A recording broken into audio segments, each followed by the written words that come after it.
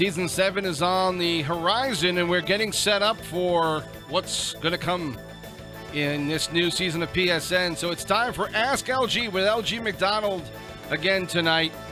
It is TSibs. What's going on? NoSleeves 12.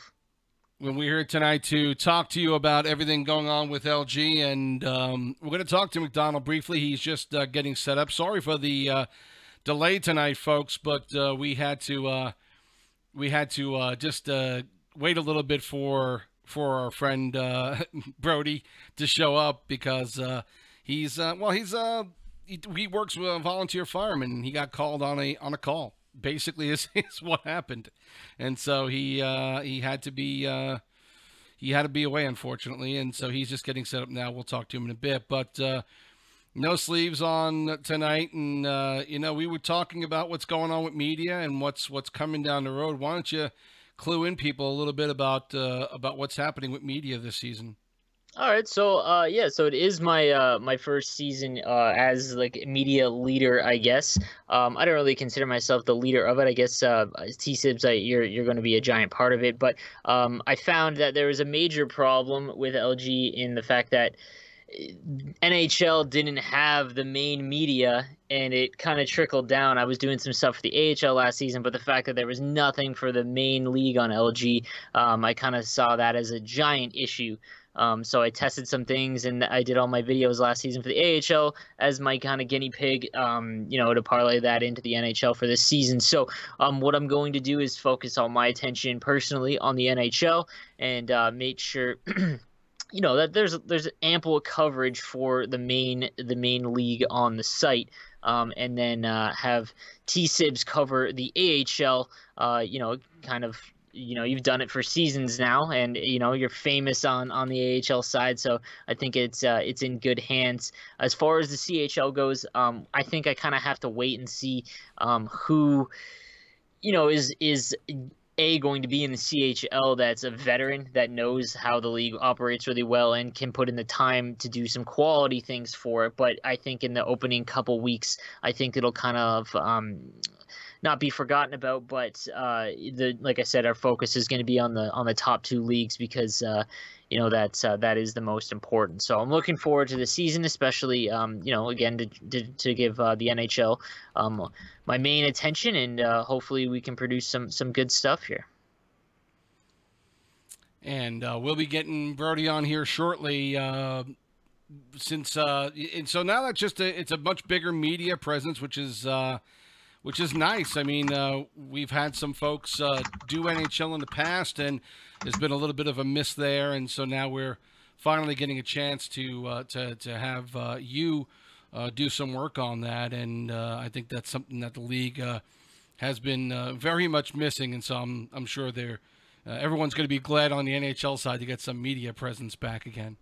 Yeah, like I said, I hope so. I'm going to start. I did my first media piece with my interview with Matt Hewitt on Friday. I'm going to do that every week with a voted on representative from the show box and from the league, and then hopefully that'll kind of grow. I'm also going to do. I kind of want to try and do a thing where I can cover the what's going on in the season, but I'm trying to find a way to do it in a quick format. We were talking about that earlier on in the past things have kind of dragged on and no one really wants to listen to a show for 3 hours. I want to try and find a way where we can talk about each team in quick succession and kind of stop the dragging on, because but the problem is it's tough because 31 teams, that's like 2 minutes and you're in it 2 minutes each, and that's an hour in. So I'm going to try some things, and we're going to see if we can't come up with something that kind of works. So if anyone has suggestions like that, be sure to let us know. And we're endeavoring to get Brody on here live in a second, and he is there now. Brody McDonald, the LG McDonald, as you know him on the site, joins us now on the show, and you've had a busy day, obviously. We talked a little bit about what you do on the side, and you get called out to a fire. It is what it is, and you have to deal with that first. Yeah, I guess you could say this is what I do on the side, and what I was doing earlier is what I really do. So it was a busy afternoon. Started at around 5, but yeah, it is what it is. So now I'm here, so we're good to go. Beauty. So where do you want to start, Sibs? Well, let's talk about just the general feel of season 6, and what your take is on how season 6 went. We'll talk about some specifics, but in general, overall, again, 6 seasons. You've done a whole heck of a lot more on the Xbox side, but we're starting to gain some momentum now on the PSN side. How do you feel things went in this season compared to the last couple? Once again, consistency is a big thing. So there's a lot more consistency this year than we ever had before. Not a ton of major issues to really report on. Obviously, a few near the end of the season, but we're seeing a lot of the major issues kind of go to the wayside, and things start to handle a lot better.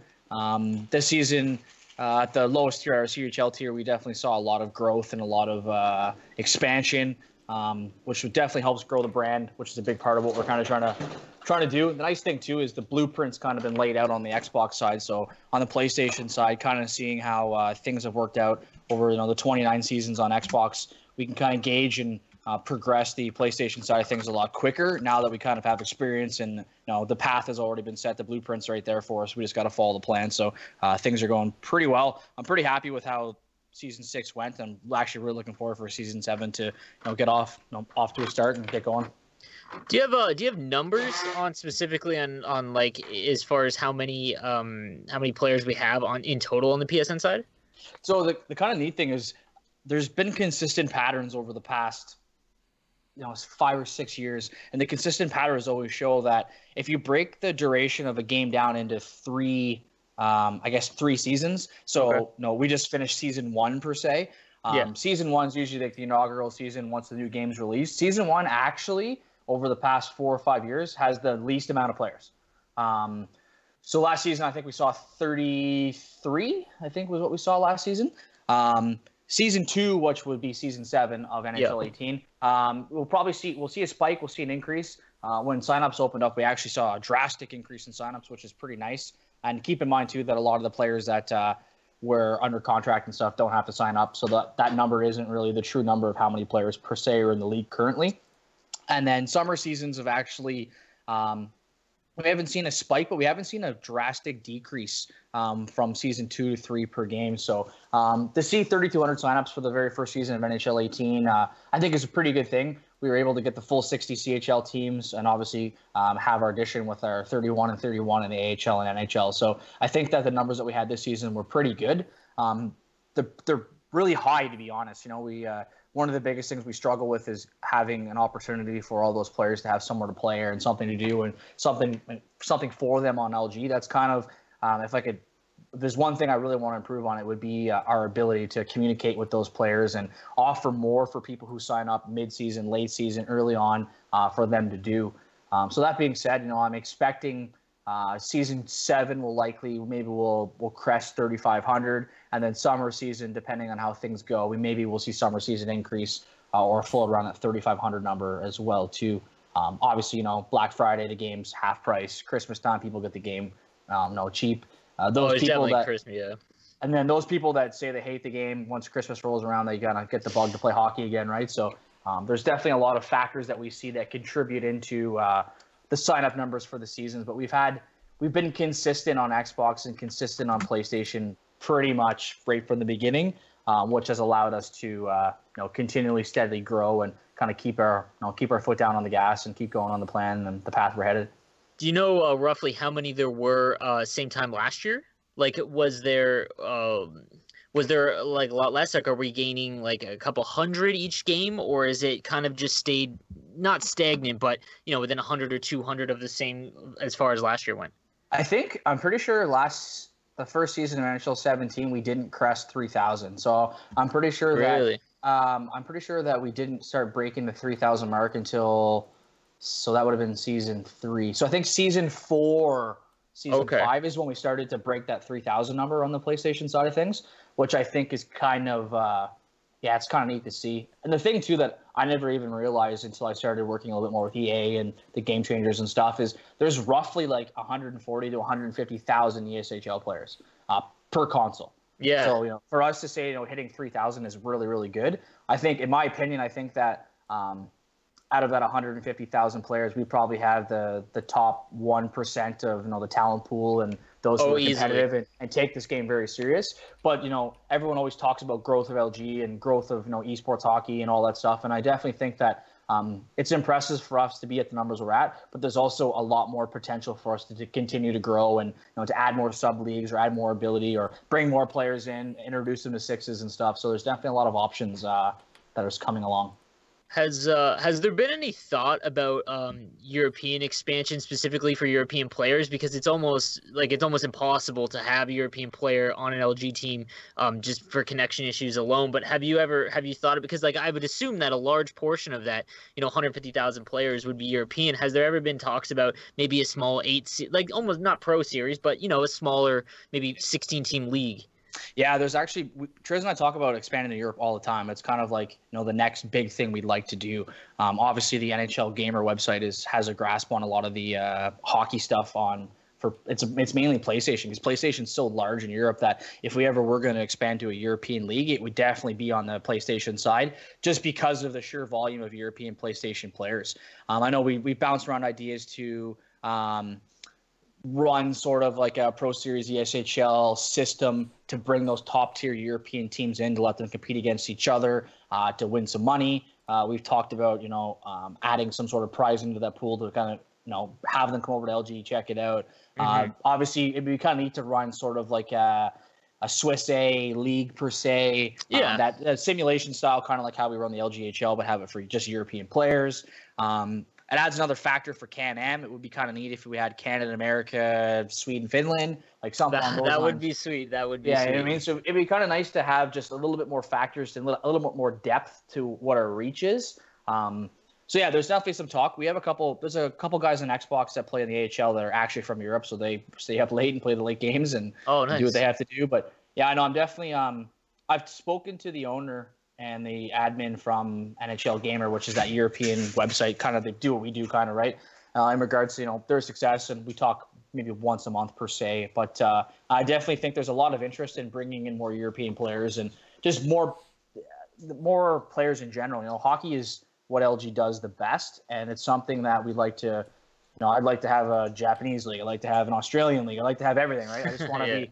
I like LG just to become the hub of hockey in general when it comes to esports hockey, video game hockey. That's kind of the direction that I've always really liked, and that's kind of the thing that I've always really hoped that we'd be able to accomplish. So yeah. Just to get back a little bit to what's been going on the PSN side, again, we saw some shifting in management. We saw some guys who had been in the AHL move up to the NHL. Some succeeded, some had trouble with it. We're starting to see that turnover of players, slow down a bit, but we're starting to see some of the maybe better players or what have you rise to the top and go to the NHL. But just talking about management in general, I mean, how did you guys feel, and how did the Bogs feel about the general competency of managers on the PSN side? Because there was that movement of AHL guys going up, more guys moving up quickly to management. How did the league feel about how teams were managed on the PSN side in season 6? Every single season, regardless of if it's an experienced guy or not, some sort of issue happens. A guy happened on Xbox too. We had some top tier managers build a pretty strong team. After 2 weeks, they were seeing a lot of top lines not winning, and the team imploded. And those are two strong veteran players. Actually, the two guys that managed that Xbox team actually were ESHL champions, and their team just fell apart. So every season, there's always factors you can't contribute to. Maybe you build a team and your number one goalie gets married, or his Xbox or PlayStation breaks. But so every season we have some sort of hiccup in the system. Overall, the type of complaints we're getting are getting smaller and smaller. We're not seeing a lot of the same bullshit and same inexperience, I would say, mistakes that we were seeing in the beginning. A lot of things are getting better, and the communication between staff and myself, kind of in regards to expectations and in regards to education, is getting a lot better. The one biggest thing I really liked about this season too was, we kind of migrated everything over to Discord and kind of said, listen, I'll commit, myself as the commissioner and my staff will commit 100% to obviously our PMs and our website, but we'll also commit 100% to a Discord chat that will allow allow those managers to have access to us and allow for quick questions and stuff in regards to that stuff, right? So I think that makes a big difference too, just in general, to build relationships with these other people and these managers, but also just answer the simple questions, because there's a lot of times where people don't like to read, and I'm kind of the same way, right? And our rules are wordy and they're lengthy, Sure. and they take time and experience to kind of get a feel for how they play out, what not to do, what to do, so on and so forth, right? So as we see that stuff, and we see returning managers, that's where we see a lot of this consistency that builds up and also allows us to have less and less of these issues. So I think overall this season went really well.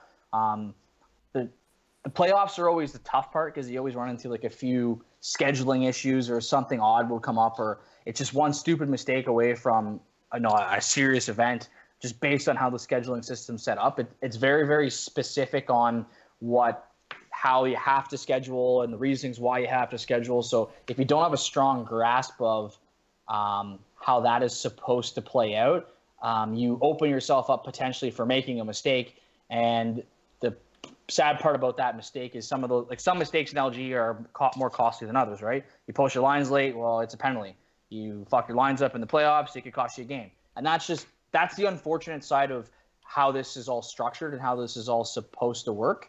But yeah, this year I think consistency was a big thing. Next season I think is going to be even better too. We have a lot of returning guys to management positions. We have a lot of, especially the CHL level. Like obviously at the CHL level, you have a lot of guys breaking into the league. So you expect the beginner mistakes. You expect the small things. You expect okay, well, here's your punishment. This is why it's a punishment. Try not to do this next time. You spend a lot of time trying to prep these guys to make the best decisions and be successful as possible. So I think it's almost 40 returning guys, maybe 35, with having that many returnees coming back and other guys taking just GM positions, I think we'll see even less issues in the CHL, which less management issues creates a better environment. It creates a more competitive environment, but it also makes a better playing experience for the players. So I think that, we're finally cresting that hill, and we're starting to get enough experience at all positions. Like, staff's not innocent either. We have a lot of guys. These guys are new at this. They're 4 or 5 seasons in. They don't have the 10, 12, 15 seasons like my Xbox guys do of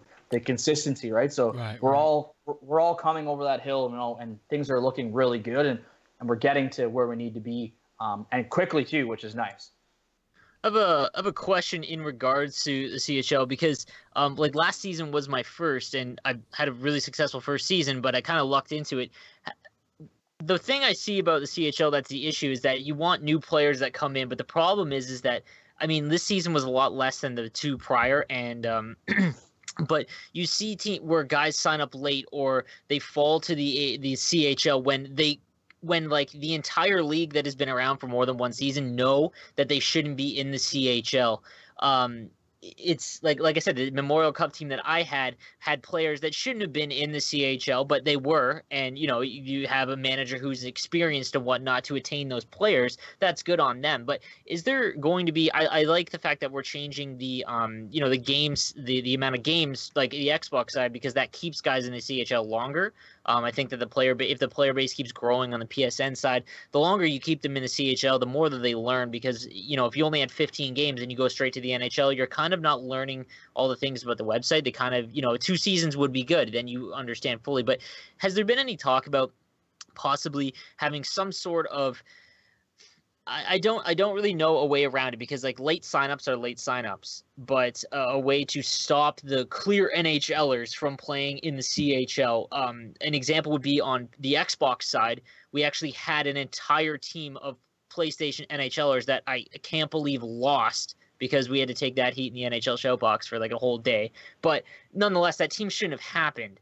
Is there going to be, or has that been talked about, a way to, maybe force them to go to the AHL? Because at least, in the AHL you have a few guys. The AHL's good enough where just because you have a stacked team, it doesn't necessarily mean you're going to run through the league. Whereas in the CHL, if you have a stacked team with NHLers, there's really no stopping them.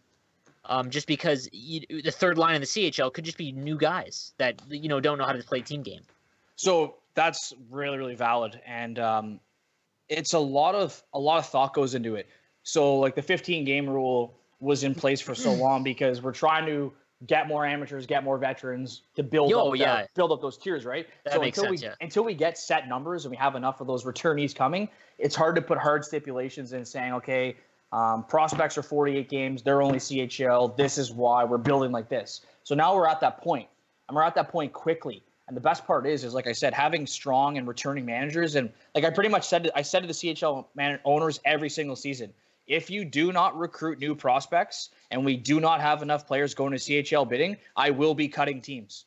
So if you were the 60th, 58th, 59th, if you're one of those owners, you won't be an owner anymore. Sorry. So get out there, recruit, bring prospects in. So the biggest thing is I have no issues with players wanting to play at a different tier, but in my opinion, there's a right way and a wrong way to do it.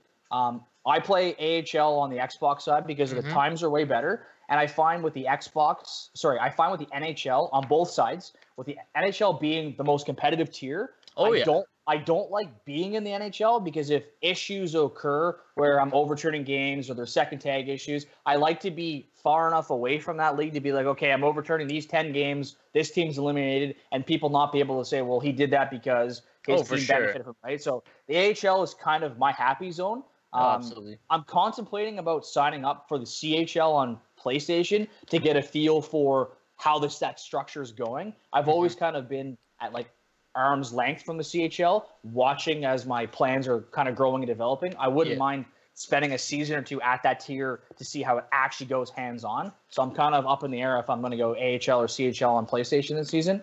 But I'm not going to sign up late. Like I'll go right to CHL bidding. Okay, I see. So I'll sign up. I'll skip NHL bidding. I'll skip AHL bidding, but I'll sign up in time that I go to CHL bidding. So there is no me being randomly assigned. I'll go right to bidding. So if I go for 10 million or 8 million, whatever it may be, who cares? At least I can I went to bidding, and all 60 teams had a fair shot at getting me at whatever they feel is value. And I don't have issues with players. If NHL guys want to play in the CHL and they want to go to CHL bidding, that's okay with me because they're going to get fair value for that league.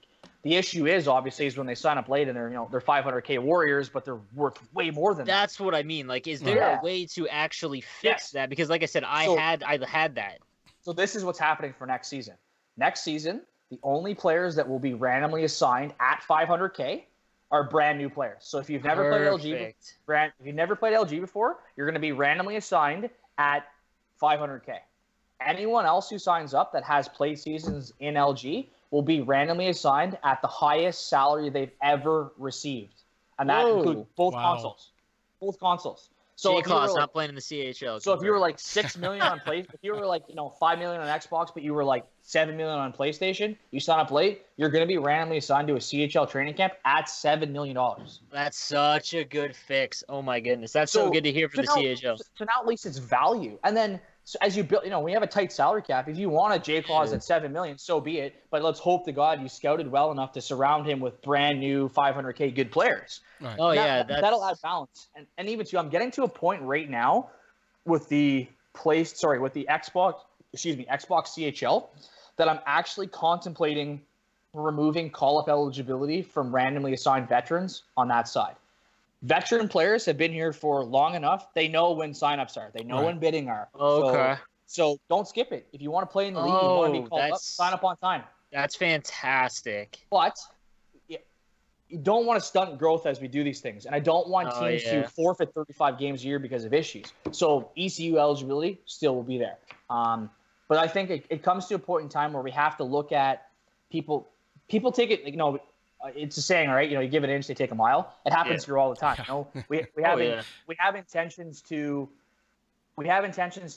this. I want this system to work this way, but we've also created one of the most competitive esports hockey websites in the world. So managers come in, they want to win, and I want them to want to win. So they're looking for every little advantage. Like TC dumping. Yeah, and I don't blame them per se. No, for sure. Bill Belichick. Yeah. There's no rule, but you shouldn't do it. But there's no firm rule, so you just do it because you want to win. I understand. Yeah. So I'm getting to a point right now where I'm trying to think 2 and 3 steps ahead of these guys to make sure that it's still fair. Because the thing that sucks about the CHL is like, let's say next season I have 40 returning owners. That means I have 20 brand new guys. Are those 20 brand new guys going to understand that this guy was $7 million in NHL last season, or this guy did this, right? So it kind of sets those guys behind the 8 ball before it starts, and I don't like that. I want things to be as fair and competitive from the beginning as possible. So the biggest thing is the random assignment system. Is I'm considering options like if you're going to make a training camp trade, it has to be 1 for 1, 2 for 2, 3 for 3. So no more odd numbered training camp trades to reduce the amount of. I'll give you a 3 for 1. That puts that guy back up for random assignment again. I'm looking at options to kind of minimize that or limit that, or I'm kind of contemplating a lot of that. And then obviously, like I just said, the salary signing will be the biggest thing. Is a veteran player signs up late, they're getting a pretty high value that isn't $500K, which I think will then help. Will help a lot at the CHL level, having more of a salary cap, right? So. Yeah, that CHL team on Xbox legit wouldn't have happened because you had Pro Series guys from NHL in the PSN side that are like Jay Claus himself. I think is 13 mil or something crazy, like 12 mil. Like that just simply couldn't have happened. Then that makes sense. Like going forward, I'm glad that changed. That's a really good. And like I said, it's kind of cool. Like I like the fact that we have a lot of guys that want to play on both consoles. Like when we started doing this, like when I first sat down and I was like, I really want to get involved more in this, like hockey's a big part of my life. Like I play hockey almost every single day, and I want people to experience the fun, competitive, team building, all the things, good things that hockey's done for my life. I want people to experience that through video game hockey.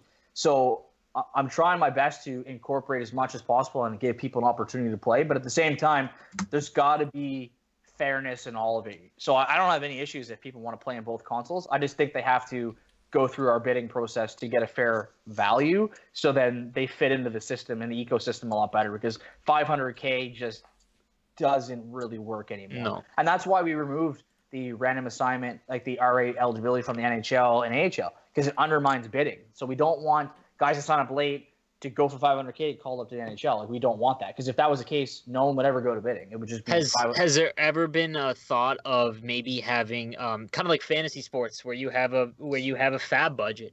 Someone signs up late that they know signs up late, tries to be in the CH, but then I guess you would have the same scenarios where I don't want to play in the AH or the NHL, and they're just trying to have a quieter season.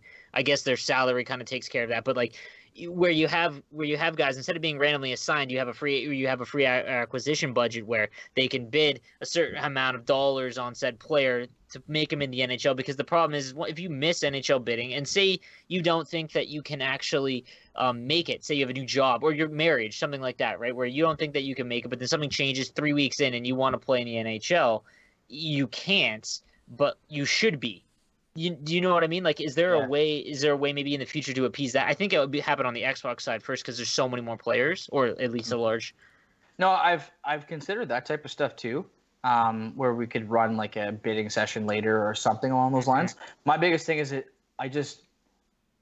there's got to be more incentive to go to the original bidding session than the secondary bidding session. I agree. And if there is no secondary bidding session, so you have no way to get to the NHL, and you're a $7 million NHL guy on a CHL TC, and you play 4 games this season, maybe next season you'll sign up on time, even if you can't play. Because look at it this way, like the appeal system for bands, they all come to me, and they come to me directly. So if a guy says to me like, "Hey man, I've got some personal issues, blah blah blah," that's taken to a separate PM one-on-one, and I ask the questions like, "What happened? What's going on? Oh, my mom died, my grandma died. I got married, this happened, changed jobs, got fired," whatever the issue usually is.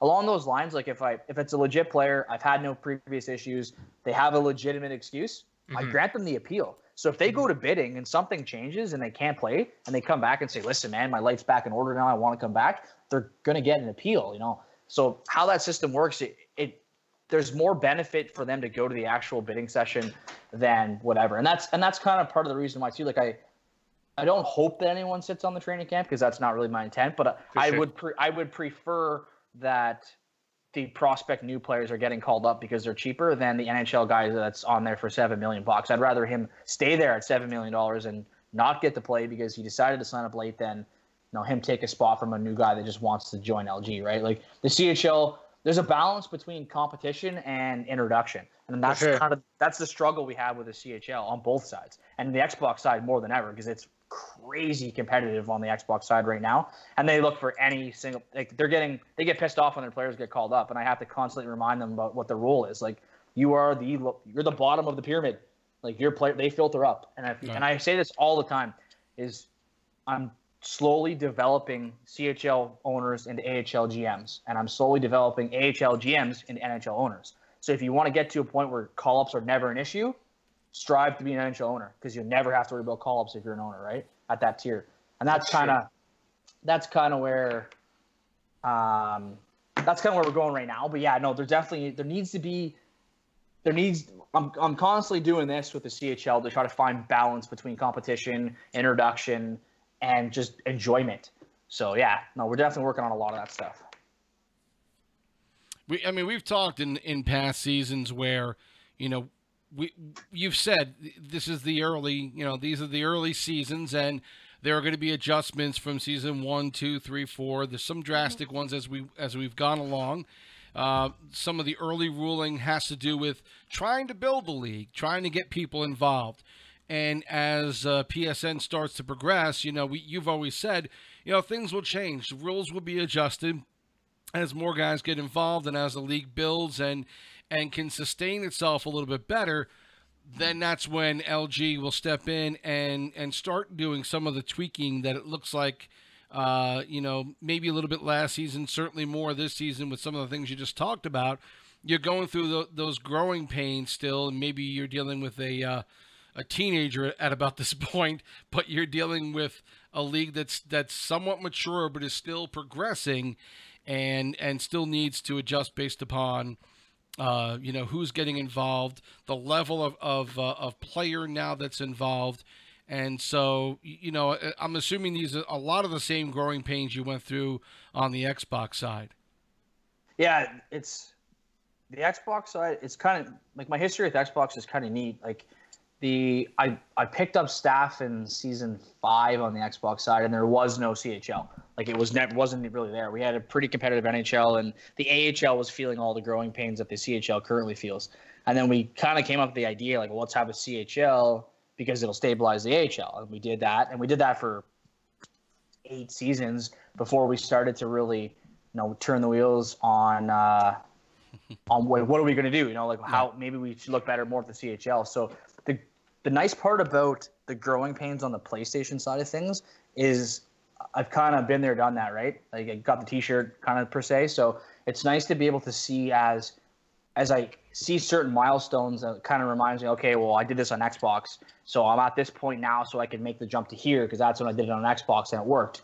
Or I could say to myself, I did this on Xbox because I was here and I shouldn't have. So I'll hold off on PlayStation. I'll wait a little bit longer until I get to this milestone per se, right? So I'm finding that it's becoming a lot easier on the PlayStation side because of that experience. But it's also really nice because as we're progressing quickly, there's a lot of like passionate and like people that want to be here. So as we grow, these guys are helping this, like, push this bus forward, right? So I've got the ideas, but without the people, it makes a big difference. So the growing pains are getting less and less every season. I have a question in regards to cross console, because I think that one of the main things going into this season is that everyone on PSN seems to think that PSN's dying because 10 to maybe 15 guys are going to play on Xbox as well for the Pro Series, because not having Pro Series on PSN, is a big hit, but there just wasn't enough, volume for it to run it, successfully. Now we have almost 30 teams on Xbox. So I try to expose myself to literally every league I can, because it makes me a better player, but it also helps me learn the site so I can do my media job better.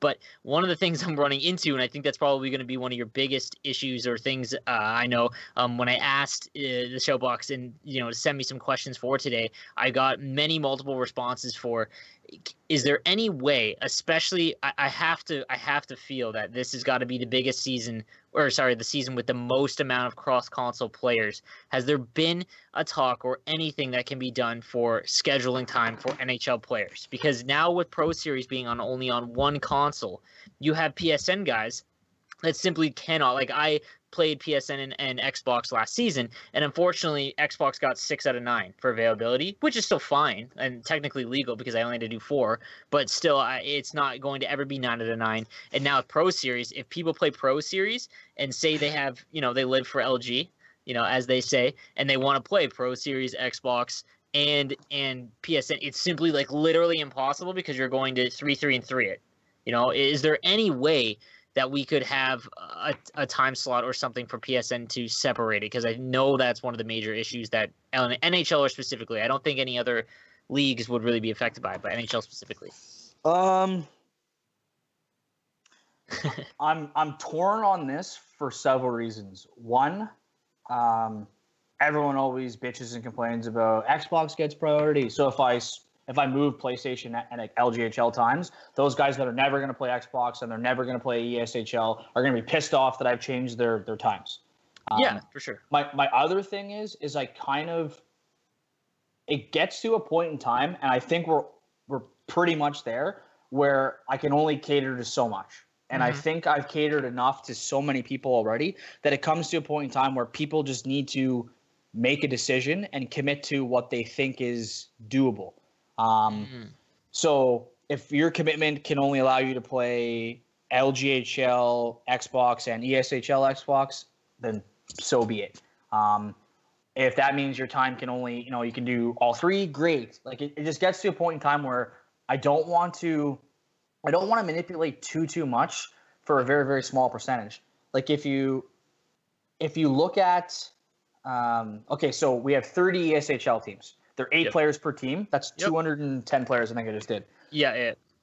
That's 11 times smaller than in the LGHL. Absolutely, yeah. It's a very small quotes 1%, the 1%ers. Yeah. Yeah, that's the biggest thing. Is like everyone. I've heard the talks too. Well, PlayStation's dying or blah blah blah. Yeah, it's not. That's stupid. It's not. And then there's lots of talk about other companies doing esports stuff, and the NHL talking about esports hockey. Like all of the esports, all the ESHL, all the Pro Series stuff, like that is for like this much of LG. Yeah, absolutely. And you know what? That much of LG is important to me because those guys are the best of the best. They're the competitive guys. They're our superstars. And I love that they call LG home, and I love having them here, especially when it comes to my game changer stuff. So when I sit at the table with EA and they say, "Oh, well, what does LG think about puck pickups?" I can tell them that puck pickups are fucking terrible because everyone feels that way, right? Like It's nice to have the best of the best and the guys that critique here because it keeps us all together.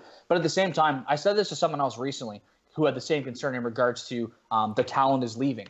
Okay, well, if let's say the top 100 players on PlayStation go to Xbox, that makes Xbox more competitive, obviously. But the next 100 players, like 101 to 200, are now going to be the best players. And if the league tiers itself out like it's supposed to, it's still going to remain competitive.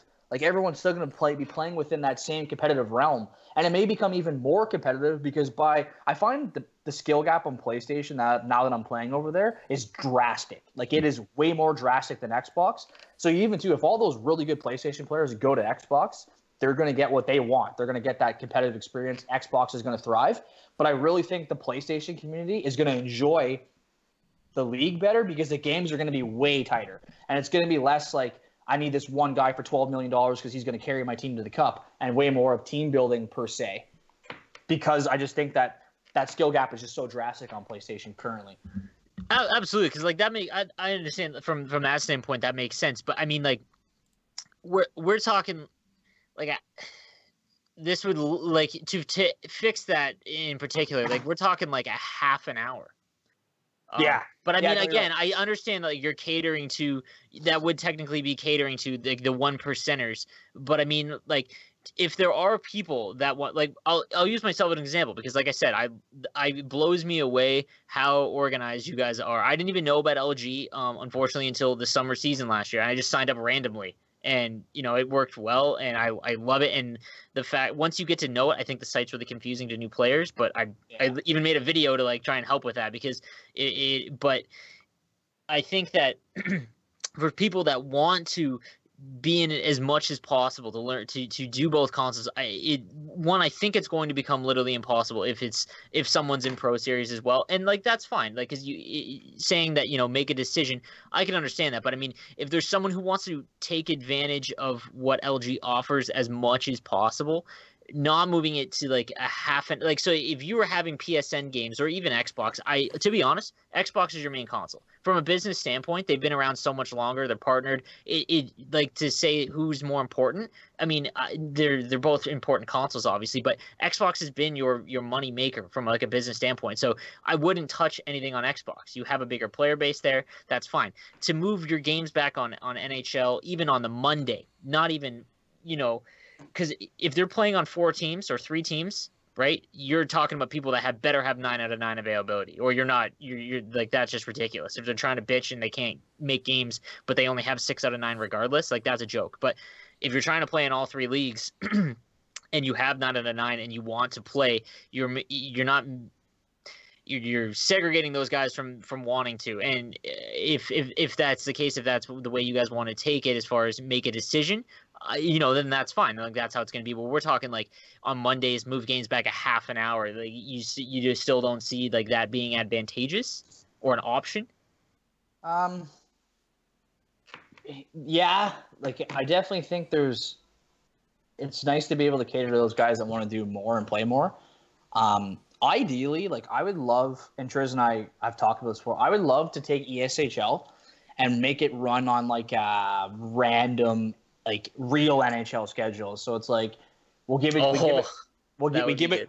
to the teams like in advance. Like, here's your schedule. So it's like, you play 2 games Saturday, 1 game Monday. Well, they like games of 2. So it's like, you play this week, you're playing 2 Saturday, 2 Sunday, 2 Thursday.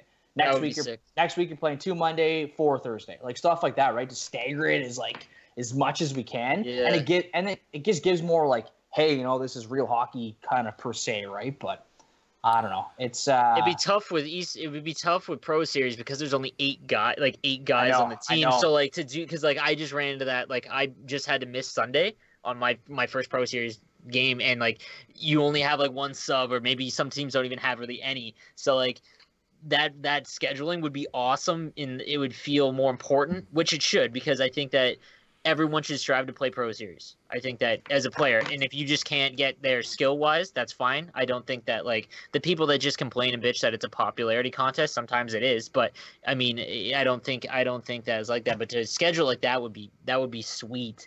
But I think that, yeah, you'd run into the part where, like, it's Thursday, and because there's only 8 guys on the roster, you run into that. But like, I said, I mean, like, I don't know. Removing the Thursday games, I think, was all right, because guys love the Monday, Tuesday, 3 and a night. I love that personally, because like, you get them all done. Like, if someone can only play on Mondays, like, bam, you're done, which is sick, because then you're not, you don't have guys that want to play 3 nights a week, right? Yeah, but the other part of that is too that you're taking away Thursdays, which could be another day, and I was even going to say, how about the idea, and you guys, at least for the league games, have stayed away from it, but, Friday, Saturday, Sunday, trying to include these days in either league play or the EASHL, to try and use more days for more games. If someone wants to play in 3 different leagues, I kind of feel like you need more days to spread that out.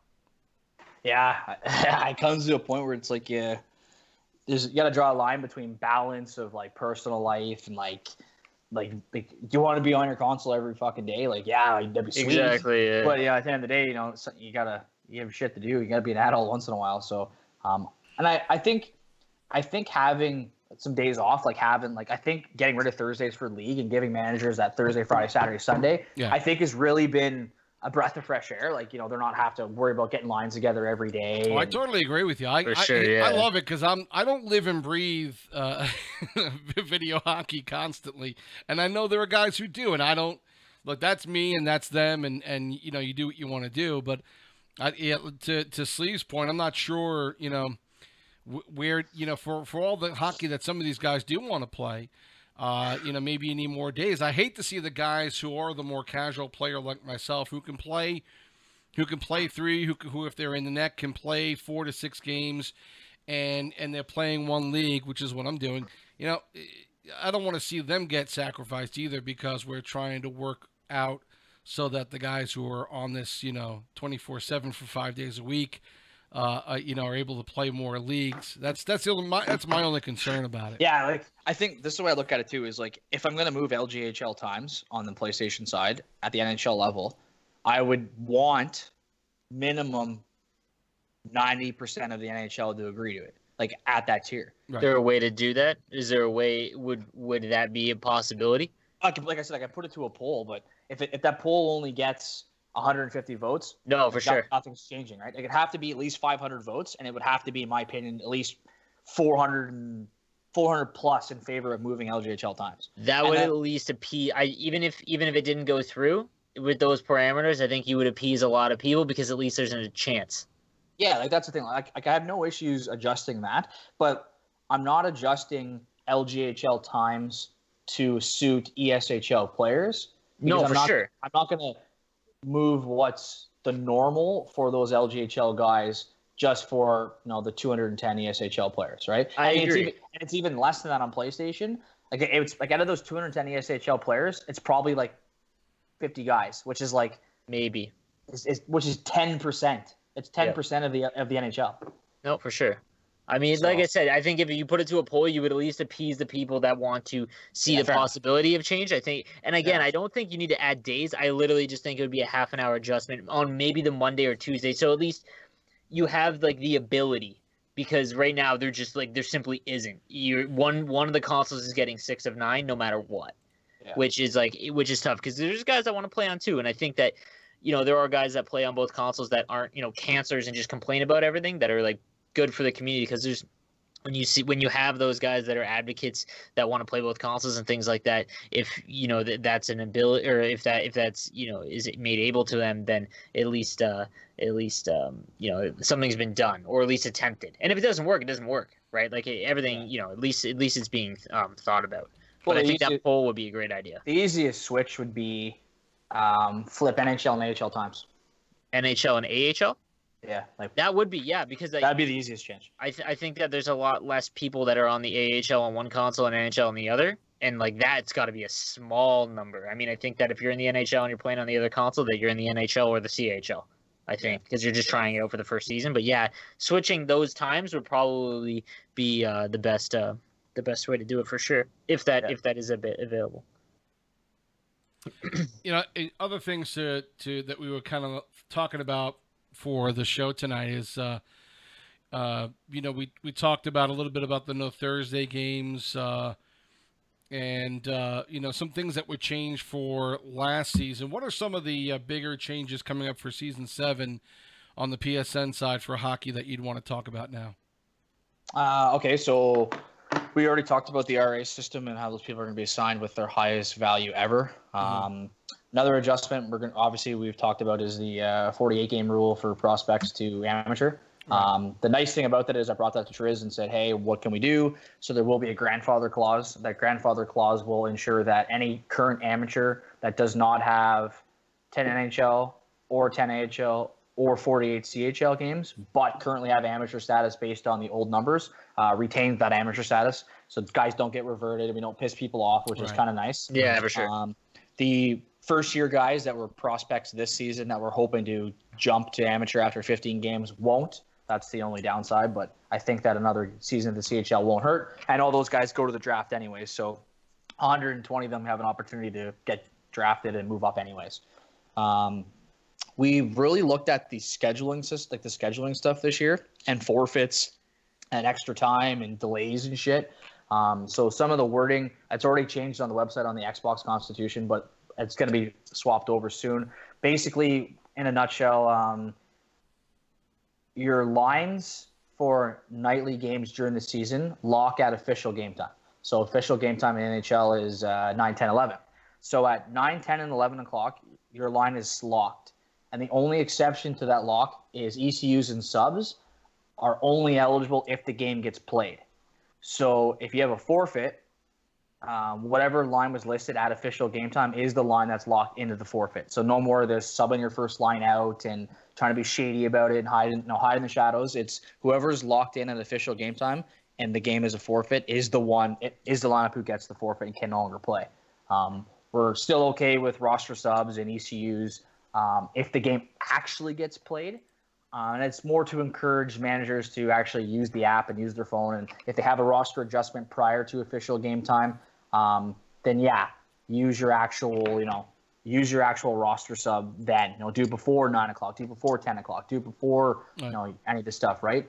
That's one of the other big changes. RFA has gone on both consoles.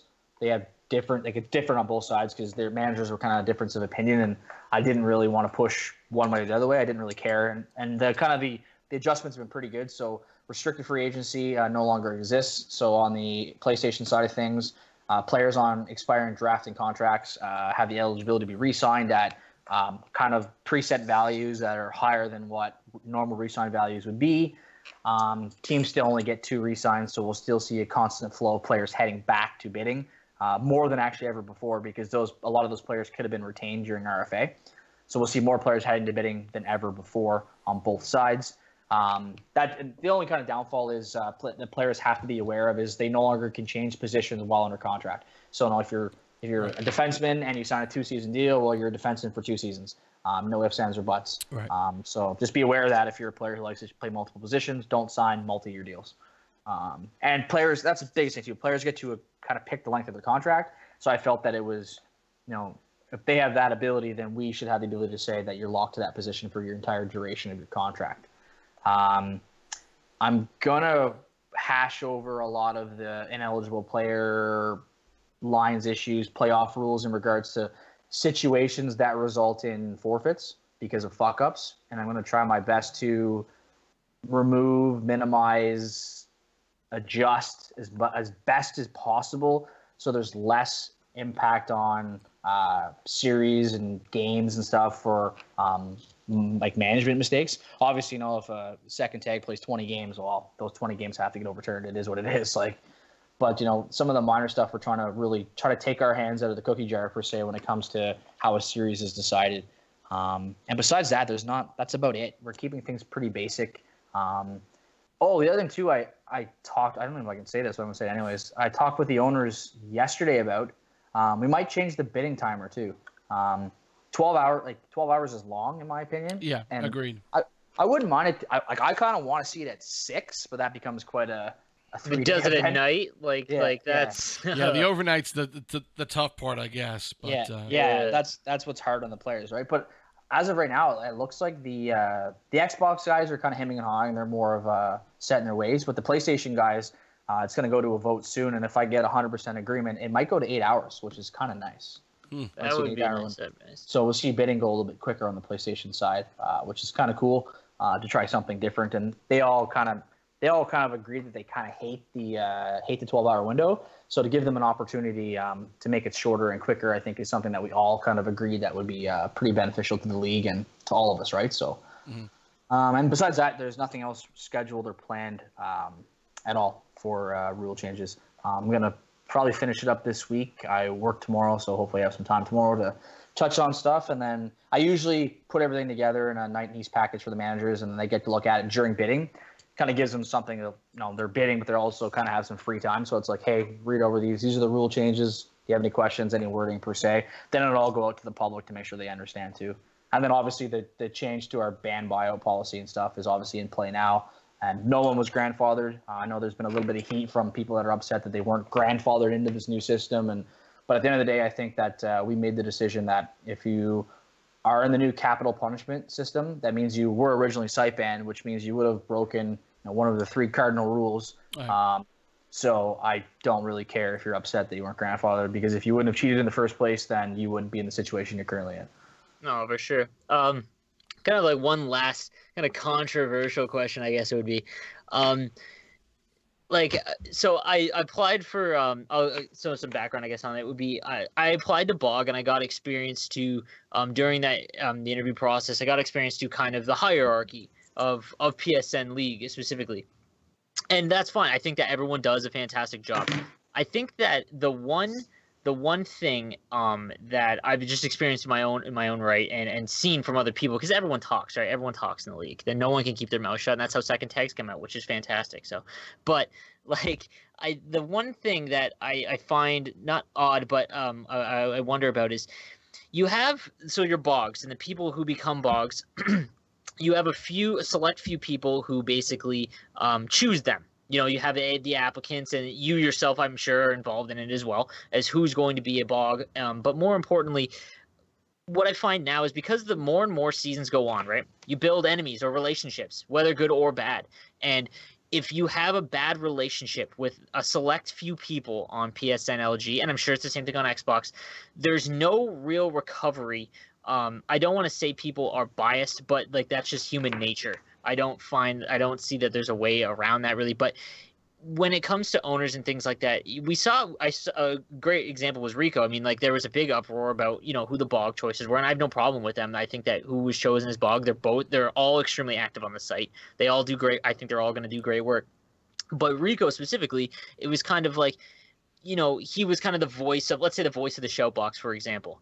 And, that he was given bog, which is fantastic because I think that the show box needed someone that they felt was going to represent them. I think that's important to the people that are super committed to LG because, catering to the casual people that don't really know much is fine. But then you also have the super involved in the league, and if they feel like shunned or like they pissed off one or two people that you can't piss off because they're in charge of everything, then they're kind of limited. And what I've found is when it comes to ownership and things like that too, again, same select few people do it. Is there ever going to be a possibility, or I don't know if, again, I'm new, right? So maybe this has already been taken care of or things have already been done, but on the Xbox side, I don't know how it is, but is there ever going to be I don't want to say a committee vote or some way that there can be change over that, because what I see now is you have, again, I'm not bashing anyone. They all do great work and they're all super invested in the league. But you have a very few people that are the gatekeepers. And is there ever going to be a time when someone can be promoted to the higher levels? Not obviously not site like you were Tris, but like, is there ever going to be times like that in which the guys that make the decision could be promoted to? Because right now I see kind of like this funnel where if you piss off, like I'm kind of just I'm talking and going around in circles, but I think you get what I'm saying. I don't maybe I'm not explaining it clearly, but if the people that, so say you want to be an owner, you pissed off someone that you can't piss off. There are grudges, like it's seen and it's talked about. Is there ever going to be a change in that committee or a way to an appeal? And if an appeal is done, is it go directly to you, I guess, would be, if it is an issue with the select few people that make those decisions? Again, hot topic. So yeah, no, okay. So right now, ownership selections are pretty much the entire staff had a nay or a say on who got picked. The list of owners was 40 deep. Yep. I think. Mm-hmm. And they got pretty near to the bottom of it because we had a lot of people back out and people do other things. And the current NHL owners all had a say on who was selected for owner. So that is the committee. So the current NHL owners have the opportunity to review and evaluate the current applications. Okay. And it goes directly to them. So there's a form in the NHL management section that only the 30 owners and staff have access to. So I give them the green light to say what they want to say and do what they want to do, and that's what that form's for. And then there was 25, 26, maybe even 40 interviews for ownership as the selection process went down. Questions were asked, people were looked at, and from experience, there was a handful of people that I've had run-ins with that were kind of like, you know what, like this guy's kind of a dick and I don't know if he deserves to be in an ownership position, but based on the current applications we have, this guy would be a better fit than other people. What are your criteria personally? For me, for ownership? Mm-hmm. Everyone listening needs to listen to this. So from experience, the only way you're going to be successful at the NHL level is if you've had success at the other levels for a while, or you're a really strong player. The respect for ownership is so minimal at the NHL level that if the players don't respect you as a player or as a person or as a manager that can win, then you get that whole I don't want to play for you stuff. And as much as the rules are in place right now that, you can ban players who don't want to play with you, so be it. But at the same time, a lot of people don't use that option. They rather just trade assets instead of losing assets for nothing. So I like growing managers as they come. Like I have an Xbox owner right now that's taking ownership for the first time. He won back-to-back league championships in the AHL and just won his first Calder, and went to the finals like almost every year, and led the AHL in scoring almost every year. So this guy's finally going to ownership, and he hemmed and hawed for a while about if he wanted to do it last season, decided not to. But I'd rather take the time to grow him and build him to where he is. That I know that after 3 seasons of strong performance as a player and a manager at the AHL level, I feel he's going to be a strong NHL owner. And I've built there's about 5 or 6 current Xbox owners at the NHL level that came from that same mold, where they've had success in the CHL, had plenty of success in the AHL, kind of got noticed by the NHL guys, got pretty good at the game during the process, and now are going to make the jump. And going to struggle their first season because it always is a struggle the first season. But I think that if you can prove that you can win and you're a good player, then it makes a big difference in ownership. And then obviously there's the other side of the coin too, where like if you aren't getting a shit all the time on the website or in the chat box. So at the same time, when you have a different color name, you're representing the league and me specifically. So I do definitely have the expectation that these people aren't going to be, complete idiots and assholes all the time. So that is definitely part of the expectation. So when it comes to ownership and no management listing and staff and all the other stuff, I've heard there's always going to be talks of bias. It is what it is. Yeah, that's like I said, it's human nature. And people have bias and they can't help it. But at the same time, the current closed door conversations and committee that selects these things pretty much weeds out that bias itself. I've had players come to me saying, I'm on the no management list. I don't understand why. Staff gives them the reasoning why they are on that no management list. That player comes to me, screams bias. I go back, review kind of the conversation, the documentation staff has, and at the end of the day, I don't know the player from a hole in the ground, and I completely agree with that player being on the no management list based on the documentation I have. So whether or not that player is liked or not liked by the current staff is irrelevant in my opinion, because the appeal system, any single time there's a complaint about the PlayStation staff, I look at it, especially because I've been more hands-off because now I'm just finally coming to the PlayStation side of things. I always look at it, and I have yet to see a situation where bias has actually played a major factor in any decision, whether it be no management list, whether it be ownership, or to be nothing. And this season, adding a little bit more variety to staff, Rico really pushed to be on this side of the fence, and I'm glad to give an opportunity to do so because he definitely knows the community and has his head in the right place, and he wants the community to grow. So I'm glad to have him aboard. But he's going to get his eyes open to see how it is on the side of the fence because you're always under criticism, and but to have him involved with the ownership selections, I think played a big factor as well too. There's definitely a handful of guys that got the nod based on some of his opinions and stuff. So I think that the original owner list that we wanted is obviously different than the list we have now. We had a lot of people back out and stuff. So people want to criticize the current list, which is fine, but they don't understand how the current list came about. And if they would have saw the original list that, I hate to say the list we really wanted. No, I see what you're saying, yeah. Because at the end of the day, we gave people who we felt were going to be the best people in these positions an opportunity. But I think that, if we took the top 20 guys, or I think it was 15, if we took our top 15 picks that we had penciled in, there would have been absolutely nothing to say about those 15 picks. But along the lines, we had people that decided to back out per se. So, yeah, you know what? There's always going to be that talk.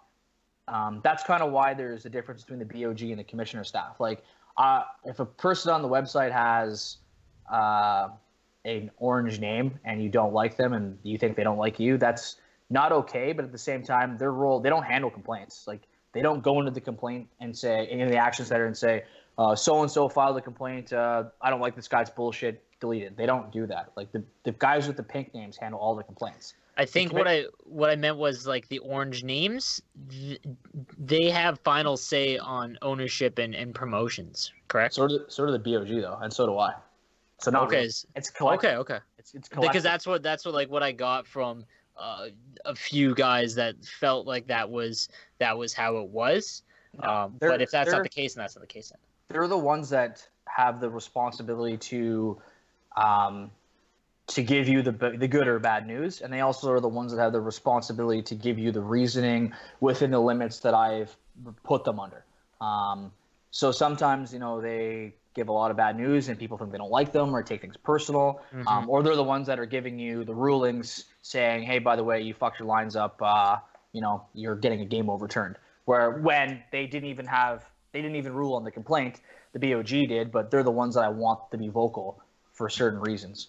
I like separation between who actually touches the complaint and those who actually give out the rulings. So our BOG aren't the one being criticized for having personal bias because they're more quiet per se. But yeah, the commissioner staff are the ones that are going to take the brunt. So they're the ones that you're either going to love or hate based on your interactions with them. They're the ones that are going to tell you you're doing a good job or, review the rules or whatever it may be, right? So, yeah. No, fair enough. And that's just the way it's set up. And that's kind of it's just the way the system's tiered. And it's the way it's supposed to be. What I kind of was wondering is again, the orange names, okay? I'll be the lightning rod of complaints here, but the orange names. So what I mean is, say we go another 2 games, so it's another 6 seasons, right? Yeah.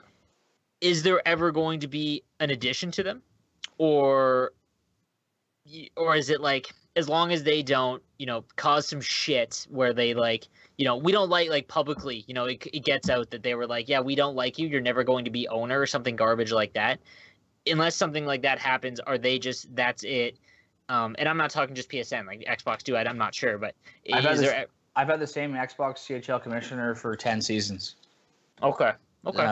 And the guy that's my AHL guy, he stepped down this season just for personal reasons, but he maintained his tools and helped out when he could. And I've been with him for 6 years. Okay. So and actually when I first started staff in VHL, Haji was deputy commissioner. So I've been with him for 10 years. So a lot of those guys, as long as they're doing what the expectations are and they still have passion and they're not burnt out because they get burnt out, they'll maintain the positions that they're in. As long as they're still willing and capable, and like you said, they're not getting burnt out and crusty, and it's time to move on per se. Because that does happen. Some guys just can't take it anymore. They can't take the criticism and they can't take all the bullshit. It happened to Sloshy, and Sloshy was a pretty good NHL commissioner. So I like to maintain consistency.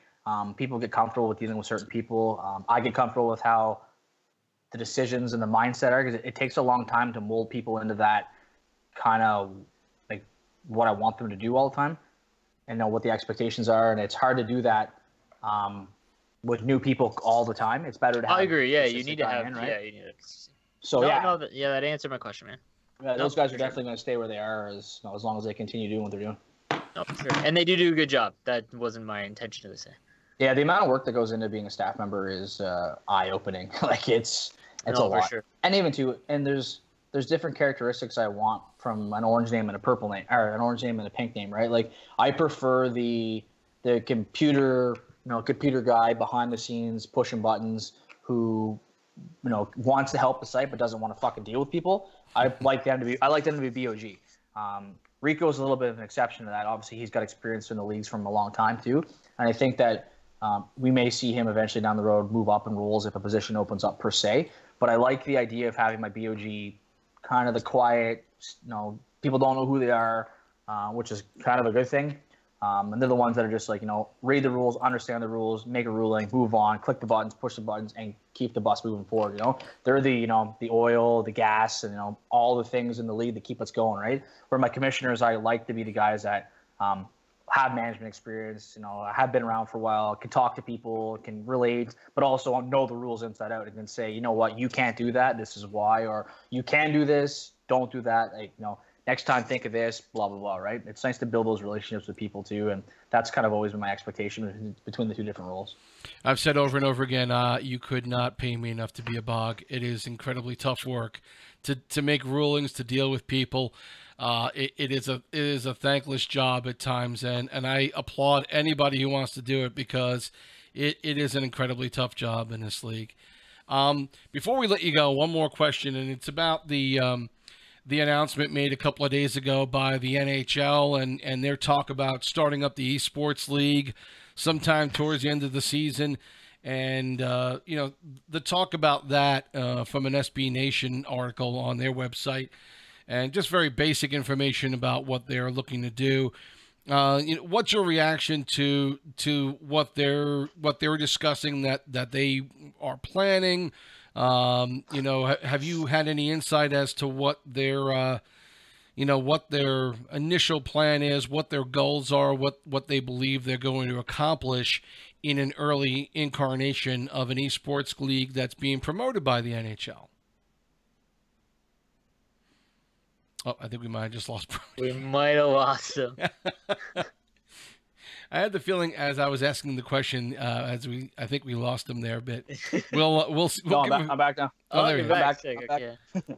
Yeah, I was walking downstairs to plug my computer because I knew it was dying, and I just got to it as it did. So there was obviously the announcement by the NHL about starting up an esports league. What was your initial reaction to what was said about this, and their desire to start something before the end of the season with this? Do you have any insight as to what they're planning, or is LG going to maybe have a part in this? What do you know about what the NHL is thinking here? That's a lot of questions. First and foremost, we don't have any part in it right now.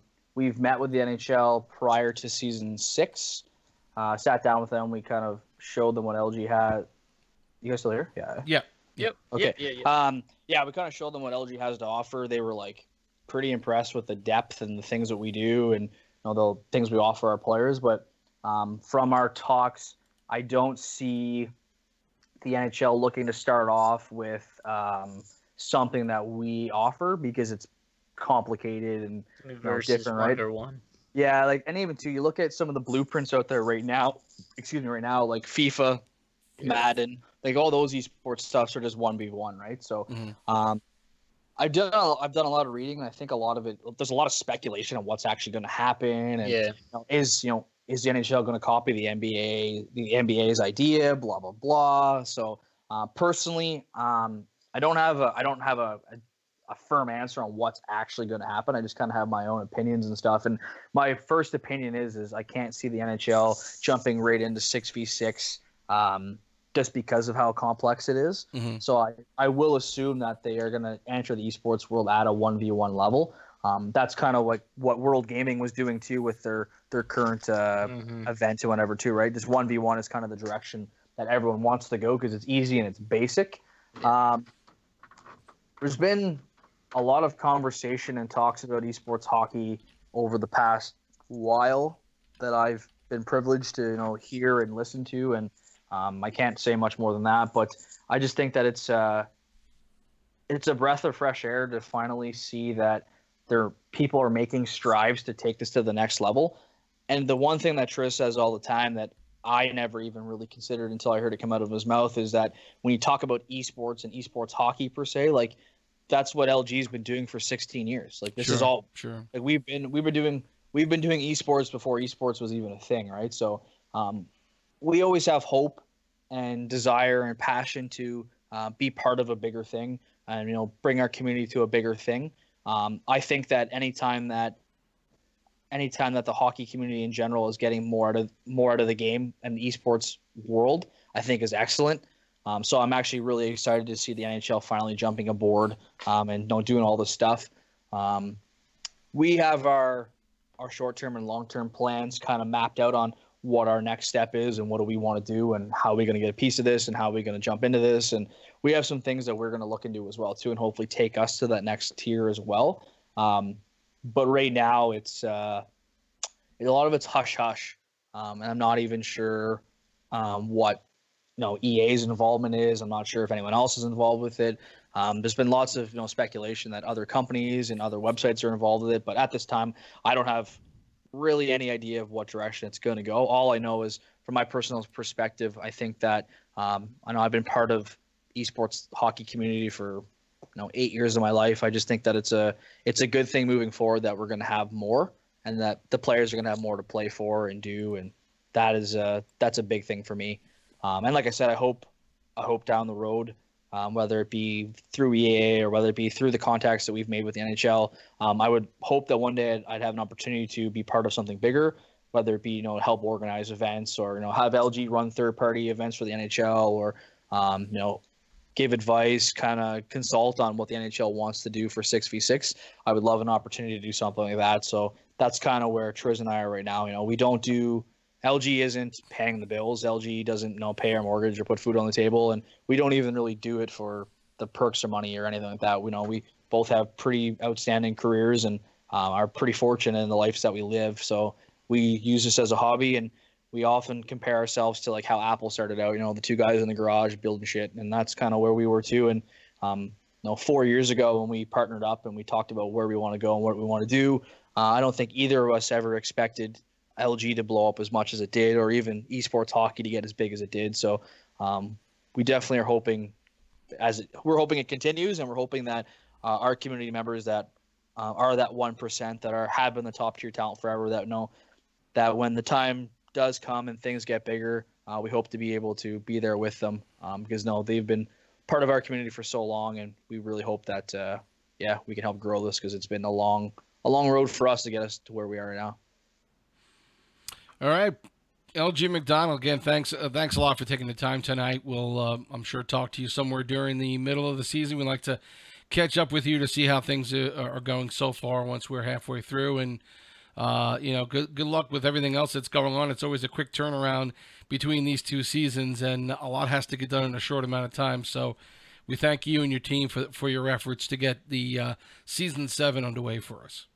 Absolutely. No, I'm looking forward to, like I said, it's nice to have you back, Sibs, and NoSleeves. You did a pretty good job last season. So I'm looking forward to, getting together with you guys a few times this season just to touch base on how things are going, where we're heading, and, what else is new in the world of esports hockey. So I enjoyed this very much. Sounds good, man. All right, guys. Good. Appreciate it. Thanks, Brody. Have a good one. Take it easy. Take care.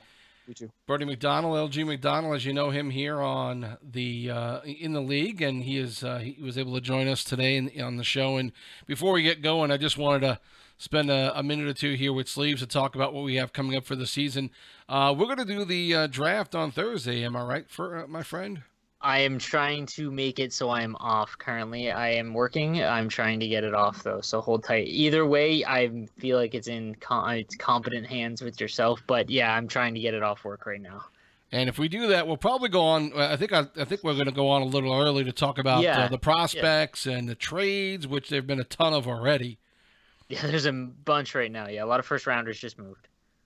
So a lot to talk about leading up to this draft. You know what? There've been some exciting seasons in the past. A lot of fun, and the way the playoffs ended up this year. Certainly, San Jose in the AHL was expected to take it all, but Manitoba took it. NHL saw some good battles there in the playoffs as well, and even the CHL, again, a ton of good competition down there. So I'm looking forward to what's going to be an incredibly competitive Season 7, and as this league just gets older and older, it just gets more and more competitive. Exactly. No, it's good to see.